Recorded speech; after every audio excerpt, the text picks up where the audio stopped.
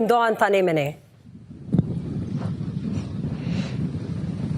Agnes, përshëndetje edhe një herë për ty edhe për gjithë shikuesit që vazhdojnë me qëndru në këtë program festiv për ndërto 28 nëntorit. Pra si që pam edhe më herët, ne ishim në Prekaz në pjesën tjetër ku vetë se pam një gjallëri shumë të madhe për shkak se ishte edhe maratona e vrapimit, e cila nisi pak minuta më parë para se të lidheshim drejt për drejt dhe që pat një numër të konzervueshëm të vrapuesve të cilët po e bëjnë këtë vrapim në përfshatra të ndryshme, duke filluar pra nga Prekazi në drejtime të ndryshme dhe kthehen prap në këtë pjesë për ndërto 28 nëntorit edhe për ditëlindjen e komandantit legjendar Adem Jashari. Në Prapavi jeni duke i pa disa prej qytetarëve që sapo kanë ardhur tashmë për homazhe në këtë kompleks, ndryshe nga herë të tjera kur kemi më shumë floks të qytetarëve, sot kemi më pak në këto orë kur po flasim. Dhe thash që gjallërinë të cilën nuk e prita ishte në pjesën tjetër atje ku e bëri më tepër ajo atmosferë pra për shkak edhe të vrapuesve, ndërkaq që jemi duke i pa edhe pjesëtarët e forcës së sigurisë së Kosovës, të cilët janë gjithmonë në pritje këtu të vizitorëve pranë varrezave të rënëve në kompleksin e Adem Jashari këtu në Prekaz. E përmendëm edhe pak më herët tek ngjarjet e ditës ku treguam se si zakonisht janë edhe homazhet e planifikuara që bëhen nga krerët e shtetit, duke filluar prej orës 10, ndërkaq që aktivitetet të tjera jo vetëm në Prekaz, por në qytete të ndryshme të vendit, pati edhe ceremoni solemne, po ashtu edhe aktivitete të cilat pasojnë edhe nga koavizioni duke i përcjell. Vlen të theksohen disa prej urimeve që janë bërë nga krerët e shtetit, duke filluar nga presidentja Vjosa Osmani, e cila me disa përmbledhje të themi të fotografive të ndryshme ka bërë edhe urimin e saj, edhe për ditën e forcës, ditën e ushtrisë son, pra ditët e forcës në ditën e djeshme me fotografi të ndryshme, por edhe për 28 nëntorin, ndërkaq kryeministri Kurti ka bërë një postim tjetër po ashtu pak më parë, duke cituar disa rreshta nga fjalimi i tij ose nga postimi i tij, them më mirë. Nuk dihet të ketë një tjetër komb në botë që fati i tij të jetë ndërthurur kaq pasgjithshmërisht me një datë të caktuar, ashtu siç përshëndetet data 28 nëntor me fatin e kombit ton. Ndërkaq që një pjesë më poshtë ai thotë se natyrisht si komb evropian, syti kemi të kthyer ka e ardhmja, ka një nëntor i tretë që duhet të vijë nëpërmjet përpjekjeve tona, punës dhe përkushtimit ton të vazhdueshëm. Vëllezër shqiptare, motra shqiptare, kudo që gjendeni mes familjeve e miqve tuaj në këtë ditë gëzimi e feste, gëzuar ditën e 28 nëntorit, ditën e flamurit. Është postimi i bërë nga kryeministri Kurti. Sa i përket homazheve që i përmenda, du vetëm edhe një herë të jap një njoftim sa i përket të ngjarjeve, duke nis pra prej orës 10, pritet që aktivitetet e ish-kryetarit të Kuvendit të Kosovës Dimall Basha për 28 nëntor, ndërkaq në orën 10 homazhe në kompleksin memorial Adem Jashari. Të tjerat i përmenda edhe më parë që do të jenë edhe në Mitrovic, pra në Boletin, në komunën e Vushtrisë, si dhe do të jetë zbulimi i shtatorës së heroit të kombit, ish-komandantit të zonës së Pashtrikut të UÇK-s, Tahir Sinani në parkun e qytetit në Prizren.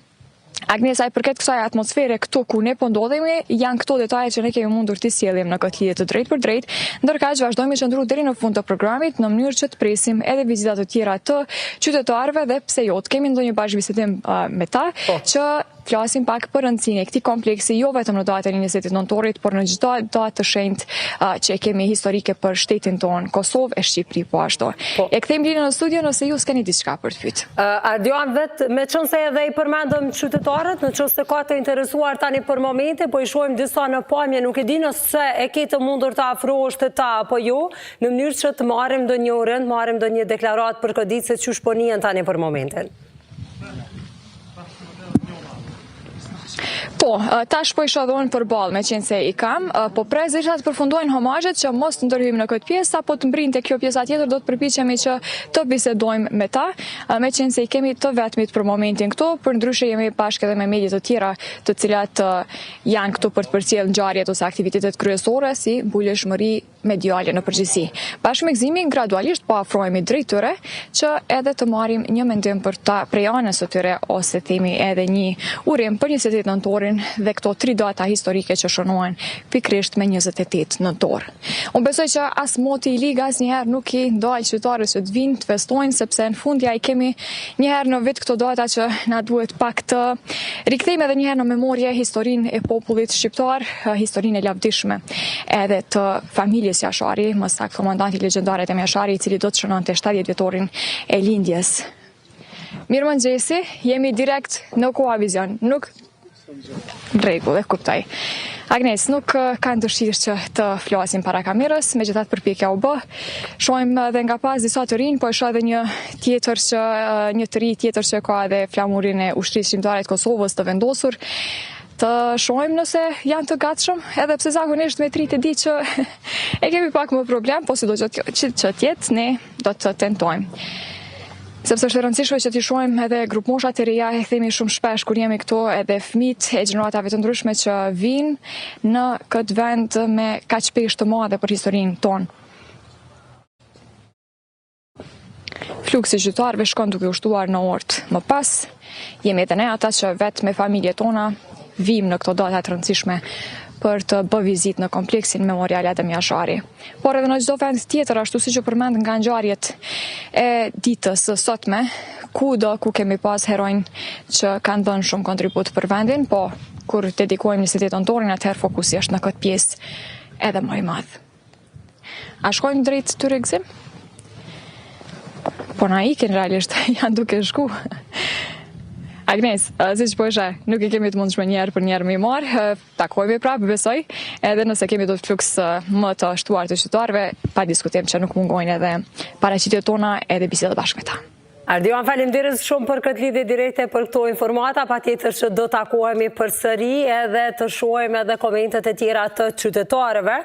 Besoj që të tjerët nuk do të hezitojnë. Sidoqoftë, ne do të ndalemi, e thash edhe më herët që viteve të fundit, sidomos si vjet, është folur mjaft shumë për inteligjencën artificiale. Çka po bën, ku po futet inteligjenca artificiale, po e zëvendëson njeriu apo jo, por tash edhe te veshjet kombëtare dhe te kombi ynë shqiptar, për mes një web aplikacioni i krijuar nga Recep Kçiku, që është faqja pra kuqezi.ai, ku edhe ju mund të hyni edhe ta shihni veten me veshje kombëtare. Zotrin Kçiku e kemi këtu në studio, mirëmëngjesi, mirë se na keni ardhur, ju përgëzoj për punën që e keni bërë edhe për ndryshe urime 28 nëntorin e juve. Kënaqësi që ju kemi këtu, atëherë na trego pak se çka keni kriju saktësisht. Kuqezi.ai është një aplikacion i cili është i çast shumë tash në web përmes kuqezi.ai, çka bën, i përdor modelet e fundit të AI nga Google, edhe mundson transformimin e një foto të rëndom të juajën në